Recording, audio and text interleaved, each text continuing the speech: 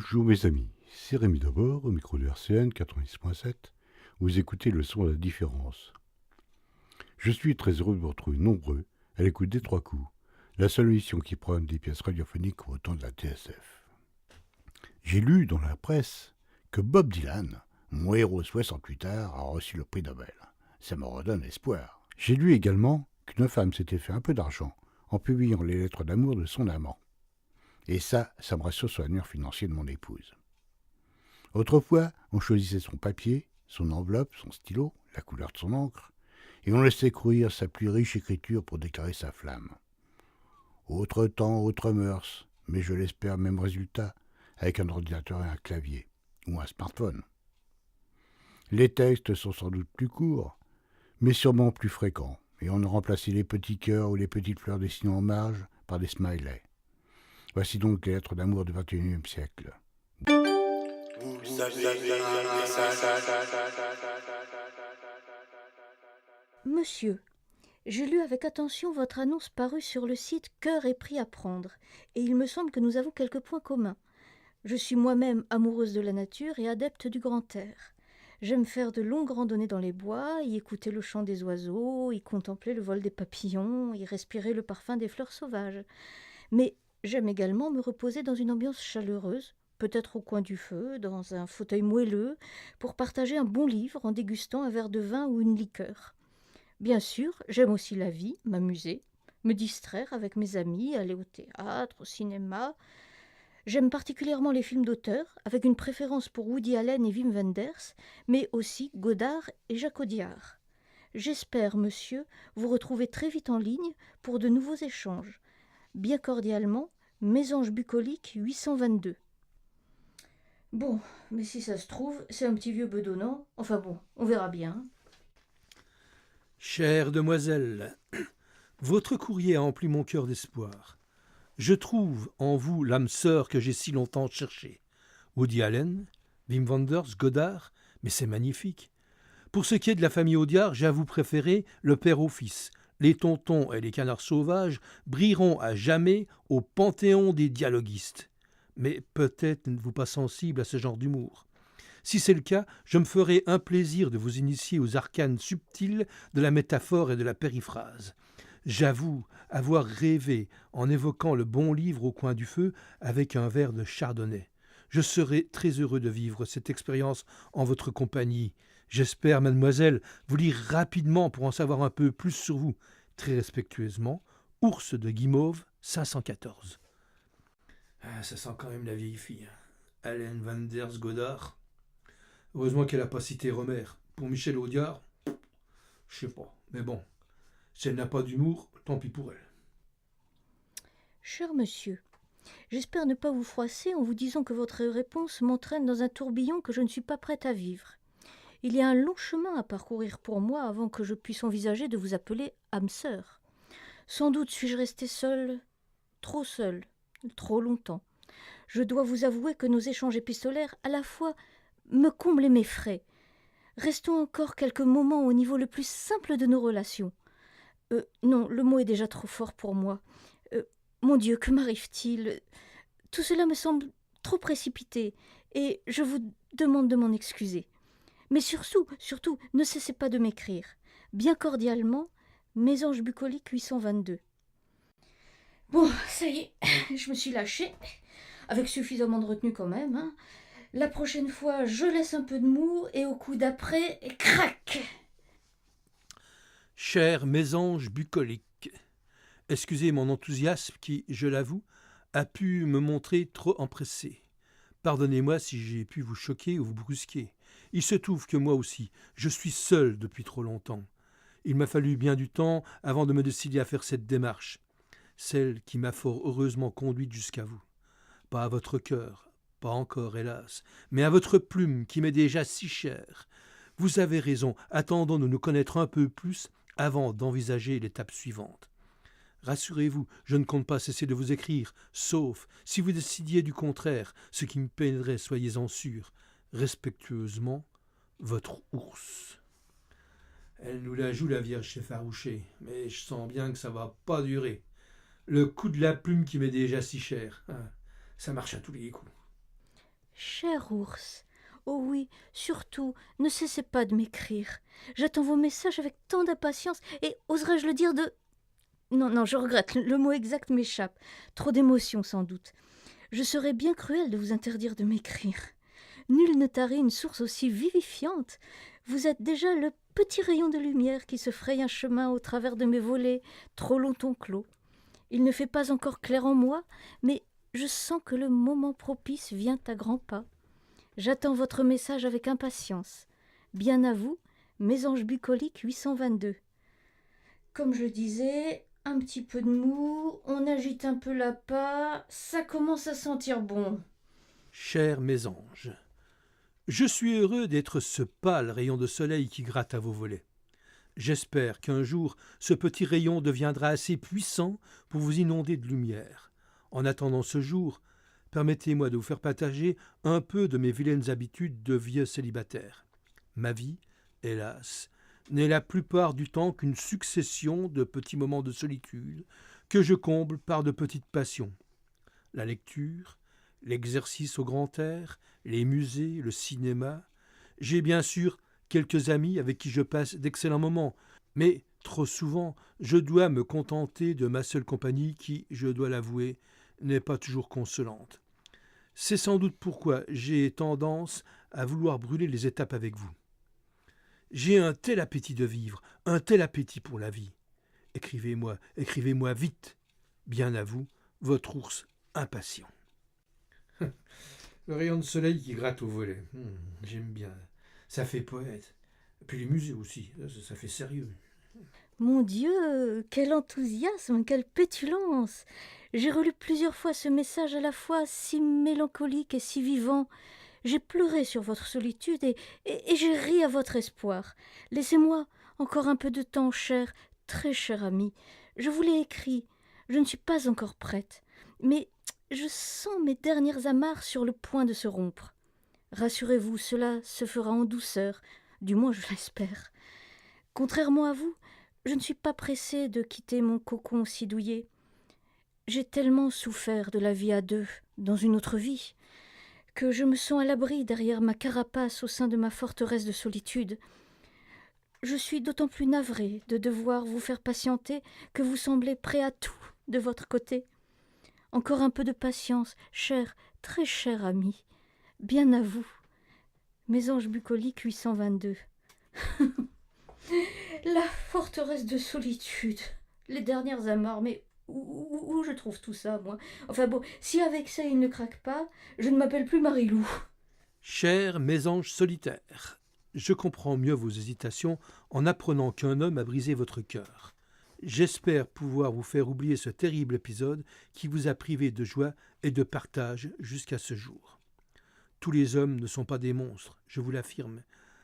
Il en est même qui se font aimer et qui aiment en retour. Je pense faire partie de ceux-là, en toute modestie et humilité. N'ayez crainte, belle solitaire, je ne songe nullement à briser la porte de votre solitude, même si son empressement à mieux vous connaître le voudrait. Je vais être le plus raisonnable des hommes et attendre le moment propice en guettant votre forteresse et en imaginant notre vie future. Toujours votre impatient ours qui contemple les étoiles en attendant de découvrir la plus belle d'entre elles. J'ai l'impression que j'ai marqué des points. La modestie et l'humilité. C'est toujours apprécié par les dames. Brisez la porte de votre solitude. Bravo Bruno, du grand art. Je crains fort que l'ours ne se soit, au fil de nos échanges, transformé en chaton. Je cherche un home, certes, mais j'ai besoin d'une épaule solide sur laquelle me reposer. Êtes-vous cet homme? Enfin. Oui, c'est vrai, j'ai beaucoup souffert, mais je n'en suis pas pour autant devenue une petite fleur fragile que l'on doit arroser avec précaution. J'ai besoin avant tout de sécurité et de stabilité. Alors oui, votre promptitude et votre célérité ont pu, à certains égards, m'effrayer. Je vous sais gré de m'accorder un peu de temps, encore, avant que je saute le pas. Rassurez-vous, je ne vais pas pour autant vous faire languir. Je ne suis pas une étoile, juste une femme qui a envie d'être aimée pour ce qu'elle est, sans plus. Une femme qui attend depuis trop longtemps et ne sait pas encore si elle doit accorder sa confiance à un inconnu, si délicat soit-il. Bien à vous, Aurélie, la musange bucolique. Tiens, mais pourquoi Aurélie? Après tout, c'est venu comme ça. On s'en fiche, hein. Aurélie, Marie-Lou, Gertrude. Bon, alors que sécurité, stabilité, promptitude, célérité, c'est pas mal tout ça. Je suis contente de moi, tiens. Quelle merveille! Votre signature à elle seule me réjouit parce qu'elle est un signe. Je me nomme Aurélien. Aurélie et Aurélien. Les étoiles sont avec nous, cher ami épistolaire. Le jour où enfin nous nous rencontrerons sera sûrement empli de grâce et de félicité. Je suis un ours, certes, mais un ours de guimauve, souvenez-vous. Un aspect rigide, mais un cœur infiniment tendre, croyez-moi.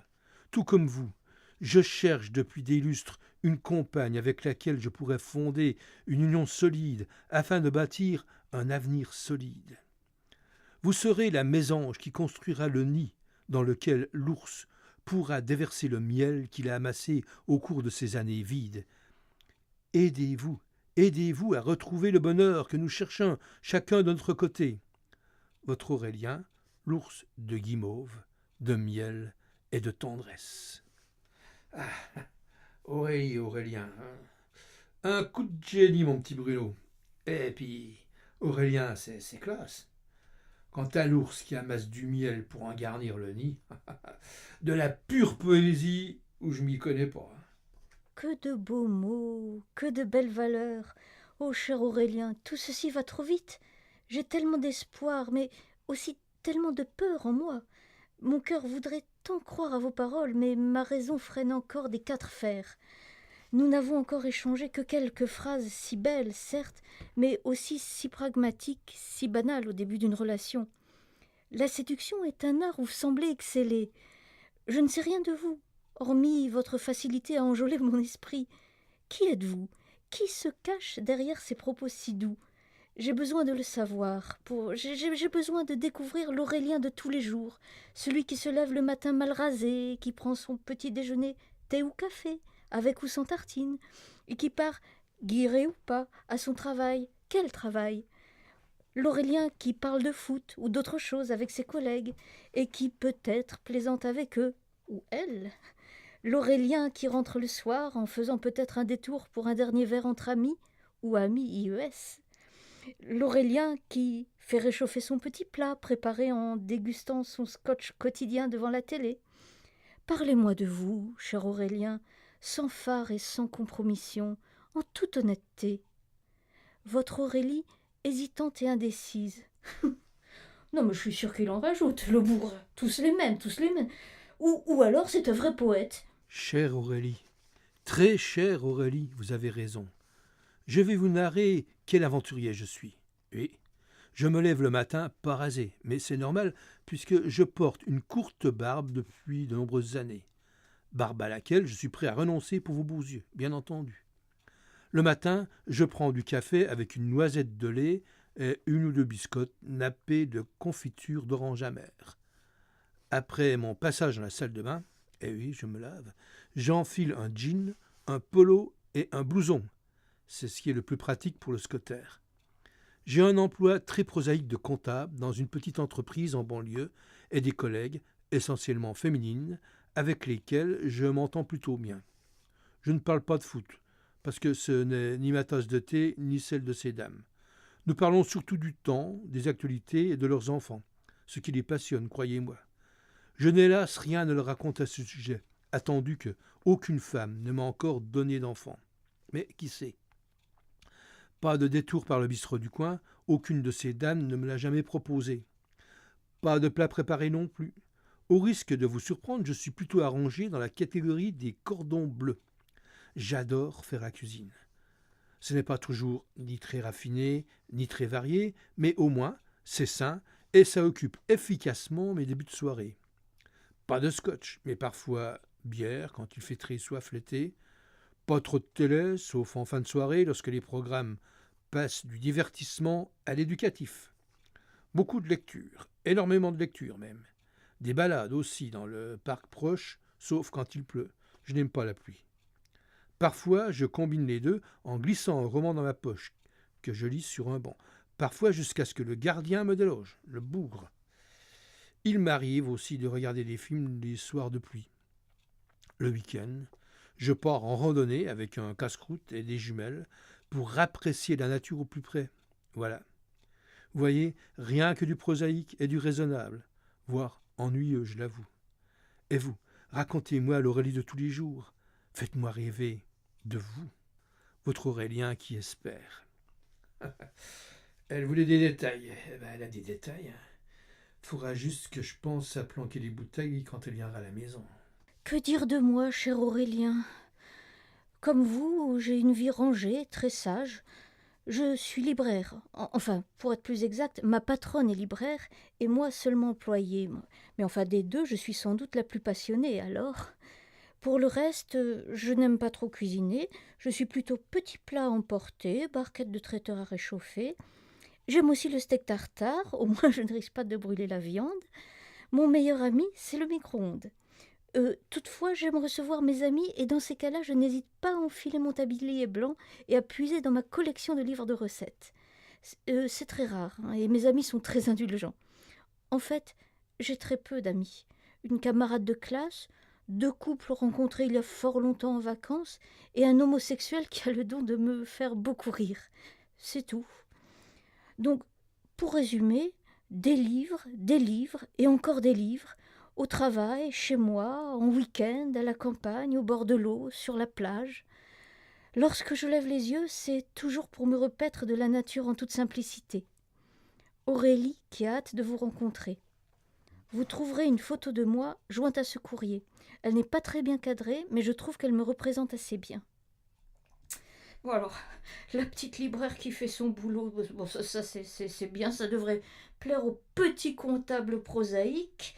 Alors l'ami homo, le cliché parfait, ça fait toujours bien dans le tableau. Et puis en plus c'est une preuve d'ouverture. Bon il me semble qu'il est ferré. Allez, à mon avis, demain je ramène la ligne. Merci pour cette magnifique photo qui m'a ravi. Maintenant, plus que jamais, je souhaite vous rencontrer. Dites-moi où et quand. Post-scriptum, je joins aussi une photo, en pied. Votre Aurélien qui piaffe d'impatience. Voilà, c'est fait. À moi, la délicate Aurélie. Enfin, délicate. Délicatement athlétique, plutôt. Ça donne des muscles de remuer les bouquins, on dirait. Vas-y, Bruno, la nuit est à nous. Je serai demain soir dans le parc Louis-Ferdinand Céline, devant la roseraie. J'ai cru comprendre que c'est un de vos endroits préférés. Ça ferme à 21h30, mais la porte qui donne rue François-Mauriac ne possède pas de serrure. Il suffit de pousser. Nous serons seuls sous les étoiles. Votre Aurélie qui a faim de vous. Ah! Eh ben voilà, c'est fait. Allez, ma grande, sortons les puisettes et le matériel. C'est pas compliqué, les hommes, hein. Faut savoir s'imposer. Vous savez un message.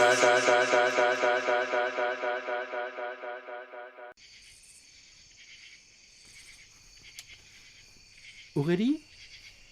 Approchez. Plus près. Mais que comptez-vous faire avec ce couteau ? Un peu de cuisine. De la cuisine. Approche. Mais je ne te veux pas de mal. Allez, vous êtes folle, mais ça saigne. Arrêtez avec ce couteau. Non, viens près de moi, mais n'aie pas peur. Mais qu'est-ce que vous me voulez ? Cher Aurélien, mais je te l'ai écrit. J'ai faim de toi. C'était Vous avez un message, une pièce radiophonique de Rémi Dabord, avec Parlons dans notre monde, elle, Ariane Pernigal, lui, Charles Ancet. Le scénario, les dialogues et musiques additionnelles de votre serviteur, bruitage, mixage et mise en boîte, rdv-com. C'est une coproduction RCN et Nerea Édition. Et voilà, c'est fini pour aujourd'hui. Vous pourrez retourner au boulot ou rallumer la télé ou continuer à écouter le son de la différence sur RCN 90.7. D'ici quelques jours, vous pourrez retrouver cette émission en podcast sur notre site www.rcn-radio.org ou sur Nerea, www.nerea.com. Je vous souhaite une bonne fin d'après-midi et je vous donne rendez-vous le mois prochain, toujours le 4e mercredi, toujours à 17h, pour une nouvelle édition des 3 coups. Au revoir.